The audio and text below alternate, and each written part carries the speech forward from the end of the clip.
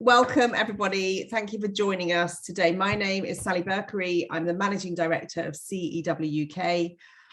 And today I'm so excited for this session because it's looking at email marketing automation. It's an amazingly interesting topic which all of our brands should know about. And obviously with Black Friday and Cyber Monday just around the corner, there are several things that you can do for your brands without discounting your inventory. I'm really delighted to welcome back Tash Courtenay Smith, who is the CEO of Bolt Digital and also a CEW board member. And with her today is Lisa Knight, who is Senior Account Executive at Email Marketing Automation Experts and Market Leaders Klaviyo. As usual, please do enter any questions you have in the Q&A panel at the bottom. We'll come to those at the end. But for now, Tash is going to get the session started. So without further ado, over to you, Tash.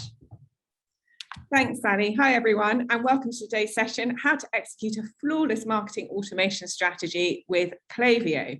Next slide, please, Lisa.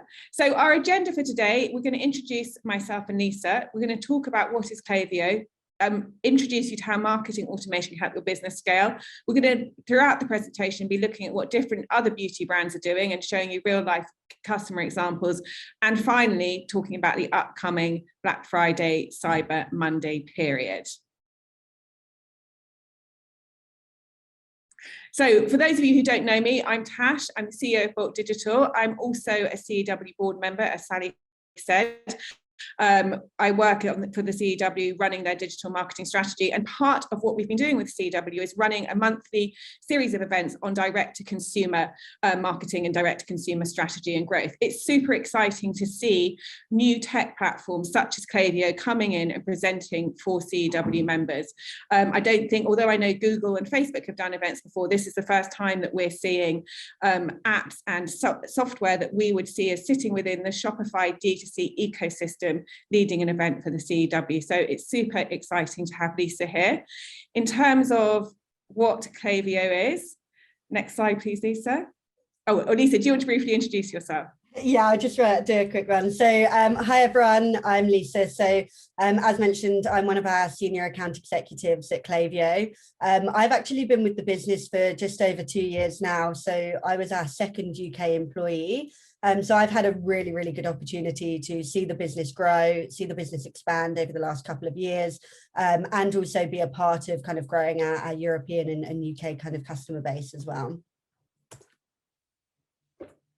So in terms of what really matters to direct-to-consumer brands and e-commerce brands, and also retail brands trying to pivot and grow the e-commerce contribution to their revenue, at Bolt Digital, we always talk about the holy grail metrics. There are actually more than 3 metrics that determine a business's success, but in terms of the most important ones or core ones for direct-to-consumer brands, it's cost of acquiring a customer, i.e. how much it costs a brand to get a customer to buy their product, what that customer spends at their first order, so the average order value, and finally, how much that customer goes on to be worth to that brand over time. And really, the metric we're going to be focusing on today and that Klaviyo works with in supporting and growing for all its brands is that third metric, the customer lifetime value. Next slide, please, Lisa. So just to give a bit of background on Klaviyo, there's lots of platforms that do email marketing. We know that in the UK, a lot of brands will tend to be on platforms like MailChimp, and there's a number of platforms in the market. However, Klaviyo is one that we recommend to the clients we work with and brands that are on Shopify. It's had huge growth over the last few years. Lisa, you're employee number 2 in the UK. How many employees are there now? Oh gosh, I think around 150. So Klaviyo is a unicorn with a $1 billion+ valuation on a very fast growth track, and that's because of its integration with Shopify and the value it delivers to brands in terms of segmenting, automating, and growing and marketing specific customer segments and growing lifetime value. Lisa, you've been here for some of this journey. How Klaviyo transformed itself from a lifestyle business into a 4.15 billion email titan. What's it been like? I have. It's been incredible, actually. It's just been such an amazing experience. When I started, you know, we were kind of, especially in the UK, we were a really small team, and just seeing it grow. I mean, a lot of it's all been through COVID as well, where we've been working from home and kind of facing a lot of different challenges that you wouldn't usually face as a business that's kind of, you know, in the stage that we're at. So it's just been amazing. Brilliant. Cool.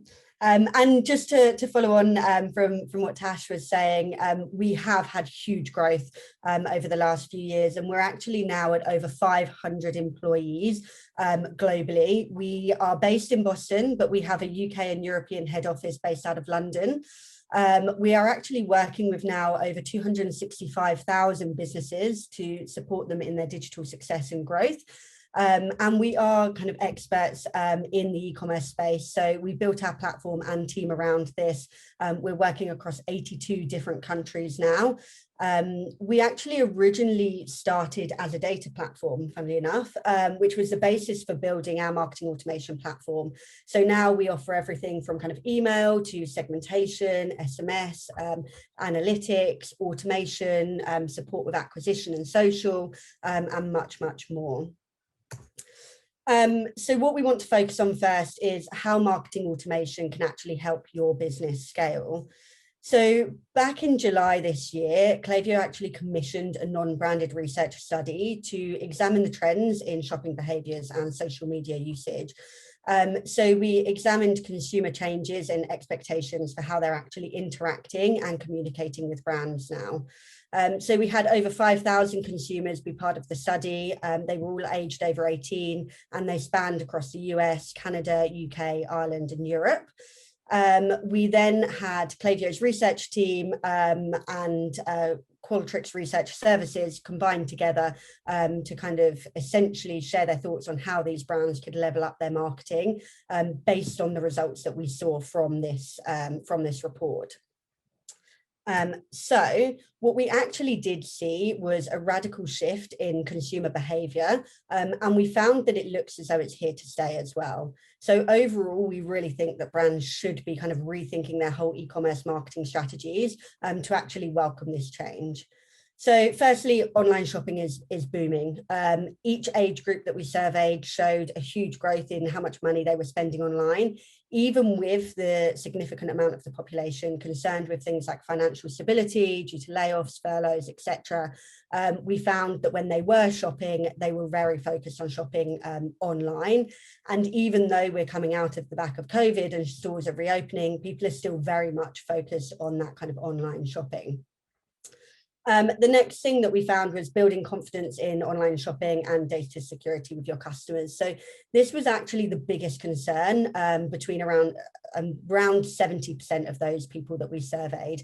So this is going to be something that's imperative to your business as you're moving forward, ensuring that you're kind of instilling that trust in those consumers. We also found that consumers indicated a growing affinity to shop from smaller, more local or independent brands. While they did say that they would still shop from kind of national online retail stores, we could be kind of witnessing an onset of a large shift in consumer behaviour. So a focus on more kind of independent brands who maybe offer higher quality or more distinctive products, or maybe actually just offer that more kind of personable approach. And then lastly, we found that email continues to be the leading channel that's favoured by consumers when it comes to engaging with brands that they actually already have relationships with. So we actually found that 81% of the surveyed participants said that they would prefer to receive most of their brand communications via email. So where does Klaviyo come into that? So Klaviyo customers are actually seeing on average a 29% lift in their revenue within the first 6 months of making that migration. Some of our customers are even seeing much, much higher than that. We're also seeing an average ROI of around 62x. We're seeing that email attribution or revenue attribution is around 35%. And more than 30% of sales are coming from email. And for our top 25% of customers, this is actually between 34 to 37%. So how do they actually do this? So it all comes from the data. So as I mentioned earlier, Klaviyo was founded as a data platform, which means we have the ability to very easily connect to pretty much any system that you might be using to run your e-commerce business. So if you think about maybe your e-commerce platform, your in-store POS, maybe you've got a loyalty system, a review platform, shipping, payments, help desk company, whatever that may be, we can connect to them to ensure that we're pulling all of your customer data from all of your touch points into one place. So each one of your customers will actually have their own robust profile in Klaviyo that outlines all of their kind of full customer journey, from when they're active on site to browsing through products, to making a purchase, even when they're leaving reviews or changing loyalty tiers or opening a ticket in your customer help desk. We can also capture profile information around those customers as well. So if you are asking customers for information about themselves, it could be hair type, skin type, product preferences, concerns, anything like that. We can also store on this profile that can be used alongside this behavioral data when informing how you're actually interacting with those individuals. So everything that you see today on this profile is actually actionable in a number of different ways. You can use it for segmentation, to trigger automation, personalize the content of the actual emails themselves, and even slice and dice the data and run kind of analysis as well. So step 2 is then segmentation. So essentially, when you think about your customer database, you really don't want to be providing a blanketed approach to all of those different individuals that you have. And the beauty of working with beauty brands is that you have the ability to really personalize the experience that you're giving those customers, because there's so much that you can collect from individuals. And as consumers, we're so much more open to giving you data around what we want when we're engaging with beauty brands. So whether you're looking at capturing things like those preferences, what my skin type is, what my hair type is, do I like to wear light makeup, or do I like a heavy foundation? Any of that information is really, really important when we're segmenting that audience. And you can look at maybe email engagement, so those customers who are more highly engaged with email than others. You could break down to your top spenders or your VIP customers. You could even look at customers who have maybe browsed or purchased on specific items to make assumptions about what you believe they might like based on how they've been engaging with you. And within the Klaviyo segmentation builder, you can add as many and/or statements as you like, so you can continue to actually layer your criteria to make your segment as inclusive or exclusive as you wish. And then following on from this, we have full segment analysis as well. So you can kind of see in real time how each of your segments is performing. Okay. Next, we have the automation piece. So automation is imperative to your digital growth. With Klaviyo, you can use any of that profile data, as I mentioned earlier, to trigger emails in real time. So you're actually engaging with your customers as they are engaging with you. We've got a number of pre-built flows that are ready to go, and they're super, super easy to get set up. So any of those standard ones, like your welcome series, abandoned cart, post purchases, back in stock flows, they're all there ready to go. And they're very, very easy to edit and scale as well. So you can start off super basic with maybe a one-step flow, and you can continue to expand on these as you kind of scale up as a business and as you want to expand your marketing strategy. You can add things like conditional logic as well into your flows. So as I mentioned earlier, when we're kind of looking at talking to our customers, we want to treat them as individuals and not give them that blanketed approach. So maybe we want to start to add in logic to send different customers down different routes in the flow based on the life cycle or the life stage they're at with you. An example is maybe if we look at your abandoned cart, for instance, you don't want to send everybody that same experience. Maybe you want to break customers out based on people who have never purchased with you before, versus those customers who have maybe made 1, 2, or 3 purchases, versus your very, very loyal customers who have made multiple different purchases. Those customers that have never purchased before, you don't need to even think about discounting in an abandoned cart. Maybe you just need to push more brand awareness, give them a better understanding of who you are as a business and your values and why they should buy from you. Versus those customers who have been loyal customers for a really, really long time. They've probably abandoned a cart, but the likelihood is they're going to come back and purchase it. So maybe we just need to send them little prompts and reminders. Okay. So how are other beauty brands doing it today? So first of all, as I mentioned, data is the foundation to everything. So essentially the most important part is to ensure that you are understanding your customers. One tactic that many of the beauty brands that we work with today are using is a kind of quiz style sign up process. So Ulution is actually a really, really good example of this because they run a skin diagnosis quiz as part of their sign up. So it's actually fundamental for them in helping them educate people and drive their revenue. So the quiz actually asks questions about things like current skin conditions and what concerns them the most about their skin. And then it prompts them to fill in all of their details around their email address and date of birth, etc. What they then do is see a skin card which kind of summarizes their answers, explains what could be causing their issues, and actually how to resolve those issues with their products. But it also gives them information around more kind of general lifestyle changes that they could make as well. So it's not kind of all product push. What they then do is put these customers into a welcome series and follow up with this information and kind of personalize the welcome series that the customer receives based on which kind of group they fell into from that quiz.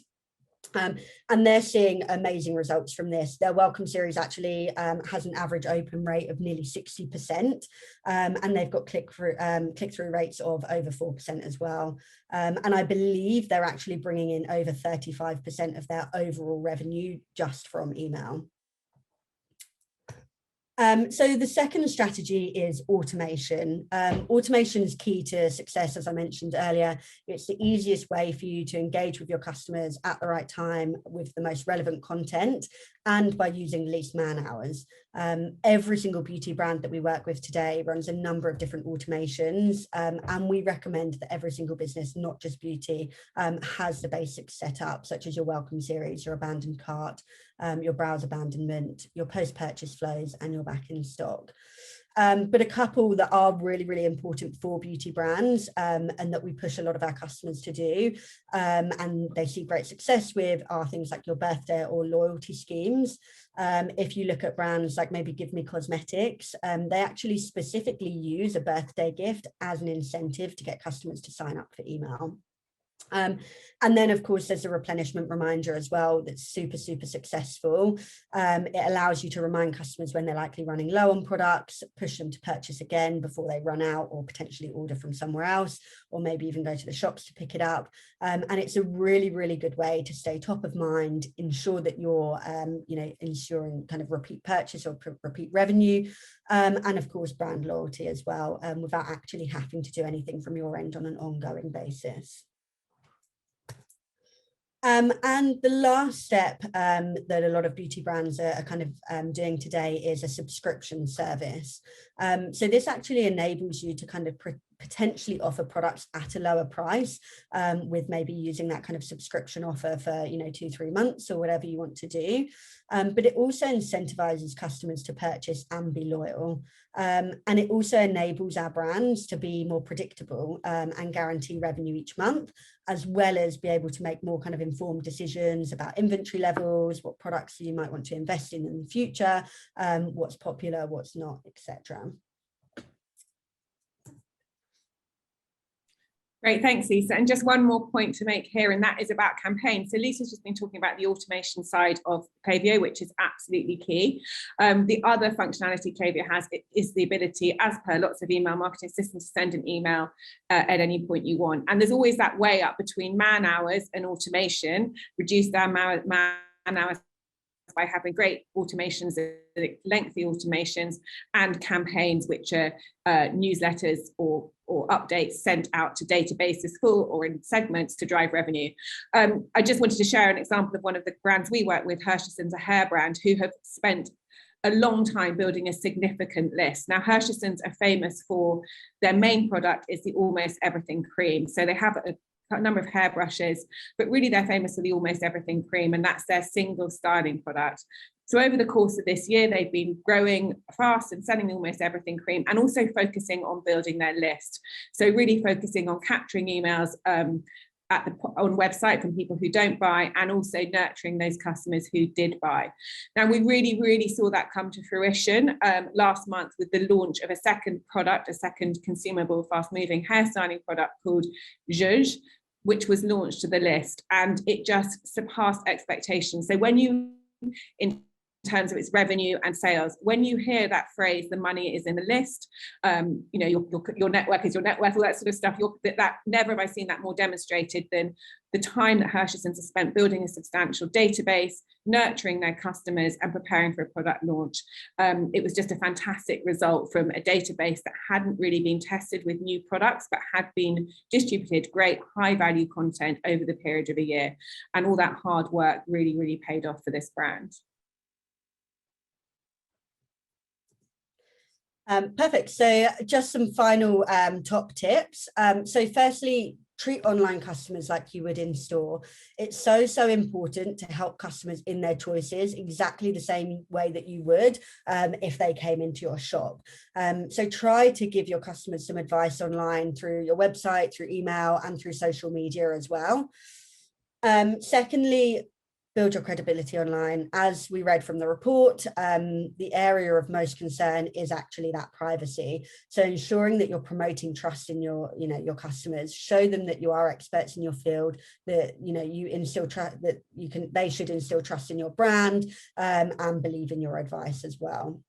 And then finally, I can't say this enough, segment your email list. It's so important, especially as a beauty brand, when you have access to so much data and insight about customer preferences and what's important to them, to make sure that you're saying the right thing to the right person. You really want your subscribers to be interested in what you have to say, to want to open your emails, to want to come back to you because they love your products, but they trust what you're saying as well. So target your messages according to what they're telling you, the information that they're giving you, whether that's directly them giving you that through a quiz, or whether that's indirectly giving it to you via their browsing or purchasing behaviors. Okay, so Black Friday, Cyber Monday, how do we prepare and kind of what recommendations do we have for you? So firstly, here's just a holiday calendar with a few dates for the diary. Obviously, Black Friday, Cyber Monday, and Boxing Day are the most important dates, but if there are any more on here that are kind of relevant to you guys, you can make a note now. So tip number 1 is set expectations early. This is absolutely imperative. Customers are going to be shopping more, they're going to be receiving an overwhelming amount of communications from probably every single brand they've signed up to in the last 2 years, or have engaged with. So you want to ensure that when you're asking customers to sign up, you're setting expectations about what they can actually expect from you. Are you going to be sending them help and advice or brand and product information? Around Black Friday, even if you really don't want to kind of discount, completely understand that, but we do recommend adding kind of offers to your strategy, and we'll talk through some offers that you can use that require no discounting at all. And then be clear with those customers that they won't be discounts if you're not going to be doing those kind of discounting tactics. And you could even ask for kind of preferences around how often they'd like to hear from you, and what type of content they'd like to hear from as well. We actually did have a brand called Brava Fabrics. They're not a beauty brand, but they did end up having surprising results that ultimately benefited in them, gaining way more, profit from their emails. So they actually used to offer a 10% discount for every customer that subscribed. But what they ended up doing was testing whether, running a contest and providing a €300 free product for signing up offer worked better. And they actually discovered that the two offers performed identically. So they didn't have any differentiation in kind of sign up and conversion based on the two offers. So what they found was the brand was actually ultimately saving money by offering one customer a gift card rather than offering every single customer that kind of 10% discount. And they managed to do that without actually sacrificing their conversion rates.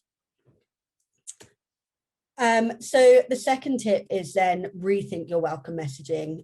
It's really, really important to ensure that this is in line with what you've promised at the point of sign up. For your Black Friday, Cyber Monday offers, this is the perfect time to test what works best for your brand when it comes to the types of offers that you might want to be promoting.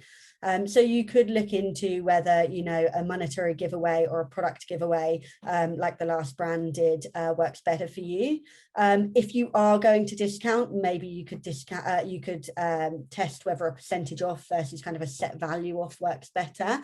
And we even recommend here maybe adding a minimum spend to this, because that's a great way to increase your average order value. If you kind of add that kind of minimum spend, it's just above your AOV. Or you could look into strategies like free shipping versus free samples as well. What works best for your brand may vary. It depends on the brand and the personas of customers, and we will touch on kind of customer personas later on as well. So just something to think about as you're kind of making those preparations. And then personalize the offer based on the customer. Again, you don't really want to be providing the same offer to every single individual customer. Those customers that are your VIPs, they've been with you for a really long time, maybe they're subscribers, they purchase monthly. You probably want to give them a much better incentive than those customers who have never purchased with you before. So again, maybe, those customers that have never made a purchase before, you could offer free samples to try and make that first conversion. For those customers who are maybe 1, 2, or 3 time buyers, maybe we offer free shipping or one of those contests. And then those customers who are your much, much higher spenders and much kind of more loyal customers, this is really the time of year that you can incentivize them and that you can reward them for being loyal to you. So maybe offer them free gifts or access to special content. Maybe if you want to run kind of a promotional webinar or advice, anything like that would be really, really beneficial for those individuals. And then lastly, virtual events and content-led advice. So this again is what we were talking about exclusively for those VIP customers. So we actually had a nail polish brand, Olive and June, who recently offered a kind of Mani boot camp. So it was a 7-day program that taught customers how to achieve kind of salon perfect manicures at home. They did it via Instagram, and it was a really, really good way to kind of create additional perceived value with their products that they wouldn't typically offer all year round. And it also didn't require kind of any additional manufacturing or investment for them. It just kind of ran through their Instagram channel, which was great. So I hate to do it, but unfortunately, after 1.5 years, this is still a talking point and it's still here. And it's definitely something that, you should take into consideration as you're planning your kind of holiday and seasonal promotions. We hope that things are going back to normal. So we're hoping that your stores are obviously going to stay open, that you've got plenty of supplies and shipping is going to run smoothly. But obviously we're aware that, from the whole toilet roll and petrol crisis, that people panic. And based on their experiences last year, they may start to do their holiday shopping even earlier this year. And you may see other brands kind of starting things like their holiday deals and promotions earlier due to this. So just something to plan for and keep in mind. Make sure you're ready so that if that early onset kind of does start, you're also in line with that as well. So how to kind of plan. So first of all, we want to identify our targeted personas. And again, as I mentioned, we'll go into this next. Once you've then kind of identified the personas that you want to be targeting through the holiday period or kind of all year round, that's when you can then decide on those top promotions that you want to be offering. Is that kind of that free shipping or, is that the free gift or something like that? Then you need to edit those sign-up sources to make sure that that's in line with that.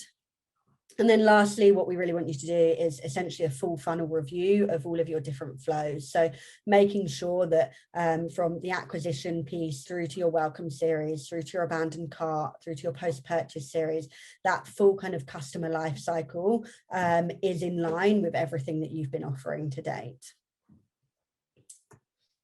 So those holiday personas to consider.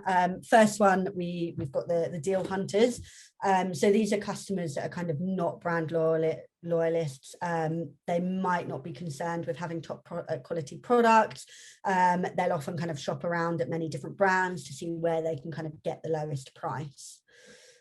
You've got the last minute shoppers, so these may be, you know, those less frequent customers, people that might have shopped with you previous years, but aren't always kind of coming back throughout the year, and they could potentially be kind of concerned about things like delivery times, etc.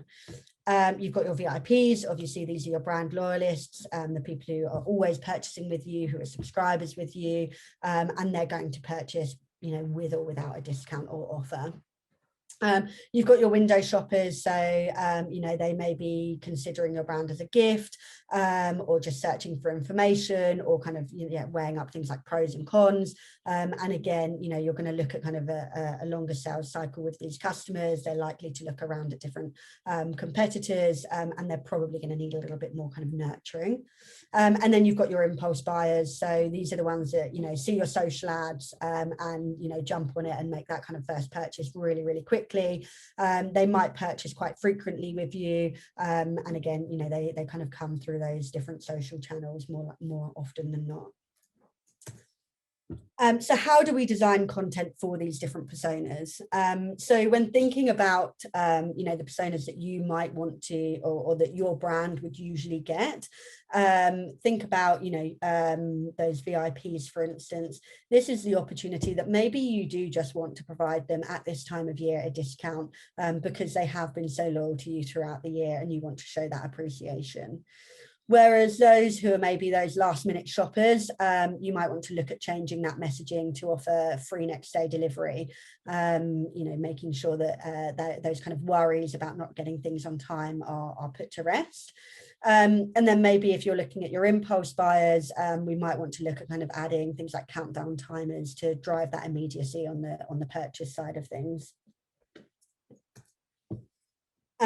So lastly, what we want to ensure is that your flows are kind of set up to perform best.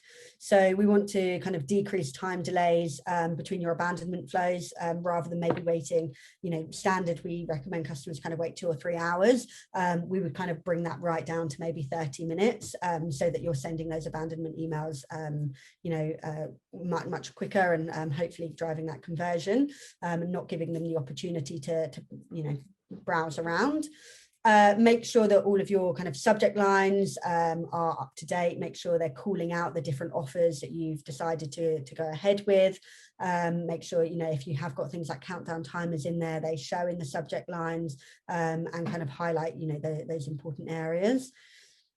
Make sure that anyone who is maybe like a subscriber, for instance, you can actually get their attention via using something like SMS, or if you've got a mobile app, maybe push. Obviously, they're channels that are going to be maybe less used through the holiday period than email, so it might be easier to get their attention by looking into other channels.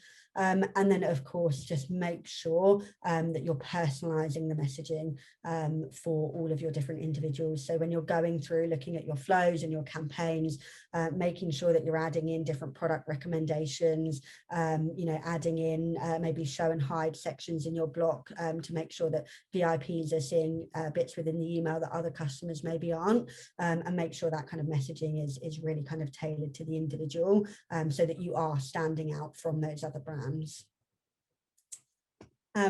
Perfect. So we've got about 25 minutes left. So are there any questions?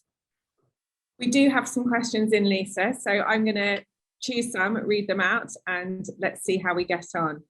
So the first question is, why is Klaviyo? What are the benefits of Klaviyo over other platforms like MailChimp? Perfect. So firstly, it's all in the data.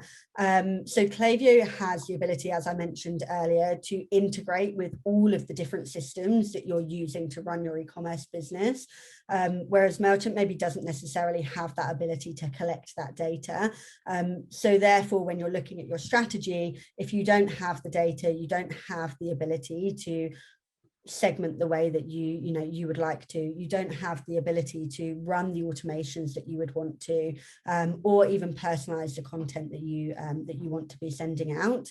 But on top of that, you're limited with things like design functionality in the drag and drop builder. You're limited with the automations that you can send. A lot of our brands that we've kind of had migrate off of kind of MailChimp haven't actually been running their automations through MailChimp. They've been running them through kind of, their e-commerce platform, or through like a third party as well. So I think the biggest one to harp on there is the data piece. Yeah, and just to add to that, Lisa, when we see a lot of brands coming into Bolt Digital who are on MailChimp, typically, MailChimp's an amazing platform, a sort of great platform for people to get started with, easy to use, but it's not pure e-commerce specialist in the way Klaviyo is. So as a brand advances and becomes more serious about its D2C ambitions, we find that they reach a stage where, we can advise them migrate to Klaviyo, and we do, but they'll be already reaching a stage where they're saying, I think we need a more advanced, intuitive email platform that combines CRM with artificial learning and all the amazing things that Klaviyo does. Yeah, and the benefit is with Klaviyo is you can do, if you don't have the bandwidth to do all of this, really advanced stuff, you can get some amazing results just by using some of the basics. But then as you grow as a business, as you expand, you have the ability to scale with Klaviyo. So you kind of never run out of options there. Yeah, and I think one thing as well that, when you see an advanced Klaviyo setup, it has taken a lot of resource to get it to that. So another thing we always advise brands is, to get Klaviyo set up, all full bells and whistles and in its most advanced state is going to take time. If you think to yourself, we've got to do it, and it's going to be done by this week, you're going to drive a lot of stress. Actually, a bit like a website, it's an ongoing process that is going to take time and resource. And is one that, if you see it as a longer term project, then becomes achievable versus thinking, right, I need to get it set up, we need to get it set up this week. Okay, we have a question from Janet. Let me just answer this, saying we're happily signed up to Klaviyo. That's great news, Janet. In the presentation, how do we get this to an audience of recent browsers to target a Facebook page? Hang on, let me just put that up. In presentation commented, but how do we use this to get an audience of recent browsers to target a Facebook page? Janet, you might just give a bit more explanation then. Do you mean you want browsers from the site to send them back to Facebook, like your Facebook page? Lisa, can you sort of give me more detail on that? I think, are you looking to, and I don't know if you're able to actually speak on this. So I think what you're trying to say is you're looking to create a segment of customers who have recently browsed and then send that segment back to Facebook to run essentially retargeting campaigns. So within the segmentation tool, you should be able to build out a segment based on viewed product. And you can even filter down based on the products or collections or tags that they have been viewing. You need to connect your Facebook account up to Klaviyo, but then you can pass that segment as a custom audience over to Facebook, where you will build that kind of remarketing campaign, and that can be pushed out to those individuals. Great, thanks. And Janet's saying that's the correct interpretation, Lisa, so thank you. Of course, any kind of product questions that I don't answer correctly on this, I'm more than happy to follow up with anyone after as well. Great. Another question, is there an how many campaigns should we send per week? So Lisa, that's the question. Obviously brands may have some or many automations running. What is is there an optimum amount of campaigns to be sending out alongside automations? Yeah, so I think this is where segmentation is actually key, because when you're looking at your audience, there are certain individuals that would quite happily receive an email from you every single day because they just love your brand, they love what you're sending. And then there are certain individuals that really don't want to hear from you that often. Maybe they want to get a monthly roundup, or maybe they only want to hear from you around the holiday, or special kind of anniversaries, birthdays, things like that. So this is where segmenting your audience based on how they're engaging with your emails is really, really important. I'd recommend maybe having 3 segments. So one segment being your top engaged people who are maybe opening, I'd say 90% of the emails that you're sending. And these are individuals that you can probably send to, 2, 3, 4 times a week if you wanted to. Then maybe have a slightly, segment based on customers who are maybe opening 50 to 80% of your emails. So they're engaging, but not with everything. And those are individuals that maybe you send to once a week or, sometimes twice a week. And then have those less engaged customers that really aren't engaging with many of your emails, or maybe it's like 20% of your emails. And I'd recommend only sending to them maybe once a month. Do that kind of monthly roundup. Obviously save them for the Black Friday, Cyber Monday promotions, save them for Christmas promotions, anything like that, birthday promotions where you can get the revenue out of them and you're not likely to kind of push them over the edge to unsubscribe. Great. So our next question is about SMS. So SMS is relatively new for Klaviyo. Can we hear more about it and how's it working out for Klaviyo customers? Yeah, so SMS has actually been live for over a year now, but only in the US, and we've recently launched it across UK and are going to be expanding across European countries in the kind of coming years.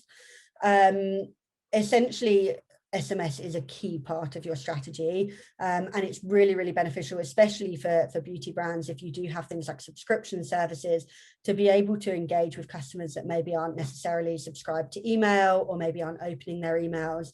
The benefit is that within the automations, you can actually kind of create an omni-channel approach. Maybe, you send an email first. If they don't open that email, maybe you want to try another email. Then maybe you want to follow up with a push notification if you've got a mobile app. Then maybe you want to send an SMS. So it's the ability to kind of, work with customers across the channels that they prefer to hear from you. And of course, it's always, when you acquire customers, when you're getting those signups, as always, it's good to ask where they prefer to hear from you. Is it SMS or is it email, or is it both? And are the differences, Lisa, in open rates between SMS and email? Yes, yeah. So obviously SMS is a little bit more direct, but it's also kind of less, what's the word? Everybody's, there's lots of emails going into your inbox, whereas SMS, you don't have as much kind of volume coming through. So the SMS open rates do come through much, much higher than your email open rates. Great. Okay. So we have another question here, which is, actually, there's 2 questions which are quite similar, and they're about the transition from other email platforms and what support does Klaviyo give. I mean, Janet's actually commented as well that one reason they love Klaviyo is the training that's available on the Klaviyo platform. But yeah, for brands looking at migrating in, what support do they get and how easy is it to transition email over to Klaviyo? Yep. So the transition piece is actually very, very simple. Klaviyo is built to work with entrepreneurs up to kind of enterprise businesses. So we try to make it so that when you are integrating and setting up with Klaviyo, if you are maybe an entrepreneur or a one-man band, you need limited kind of dev resources, if any at all. And you can do it kind of in, we have something called Klaviyo 60, where you can actually set up and be sending your first flow in 60 minutes. From a support perspective, we have a full onboarding team. So as part of the sales cycle, we support you in kind of understanding the platform and getting your account set up.